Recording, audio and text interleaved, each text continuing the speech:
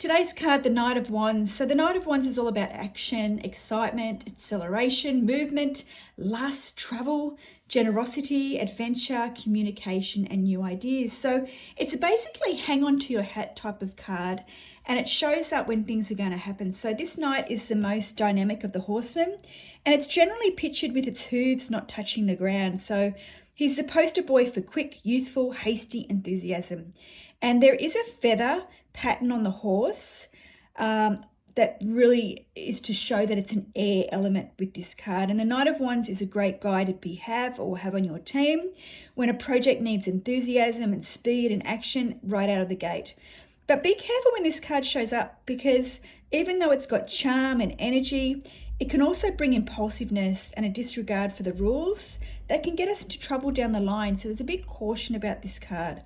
And in a reading, the Knight of Wands often represents someone in your life. So if you think that it's usually pretty easy to figure out, dynamic and athletic, fast-thinking, enthusiastic person, if that sounds familiar, in a romance reading, this fellow or person he represents can be pretty hard to turn down. They've got this feathered knight in his cap, so he can really swoop anyone off their feet. But remember, as fast as someone like that can move in on us, they can actually move on just with the same speed. So as much as they can come into our lives, they can disappear just as quick. So in a financial reading, this Knight may be the energy you need to channel to find some success. But for women in business, this card often shows up in situations when an aggressive male energy is going to be our most effective tool. This is especially true when paired with the Nine of Pentacles. Very, very different card. So in the reverse energy of this card, it may indicate that things are not moving as quickly as we would like.